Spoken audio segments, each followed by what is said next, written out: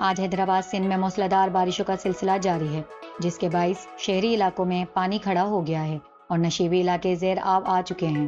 محکمہ موسمیات کے مطابق مونسون کا ایک طاقتور نظام مشرقی سندھ کی جانب بڑھ رہا ہے، جس سے حیدرآباد اور گرد و نواح میں 28 سے 31 اگست تک شدید بارشوں کا امکان ہے۔ اس دوران 70 سے 100 ملی میٹر تک بارش ہو سکتی ہے۔ سندھ حکومت نے تمام متعلقہ اداروں کو ہنگامی صورتحال کے لیے تیار رہنے کی ہدایت دی ہے۔ وزیر اعلیٰ سندھ مراد علی شاہ نے متعلقہ افسران کو ہدایت کی ہے کہ وہ نشیبی علاقوں سے پانی نکالنے کے لیے فوری اقدامات کریں۔ محکمہ موسمیات کے مطابق بارش کا یہ سلسلہ آج شام تک وقفے وقفے سے جاری رہ سکتا ہے۔ حکومت اور انتظامیہ کی جانب سے لوگوں کو غیر ضروری طور پر گھروں سے باہر نہ نکلنے کی ہدایت کی گئی ہے۔ Yashfa Qureshi, news world Urdu, Lahore.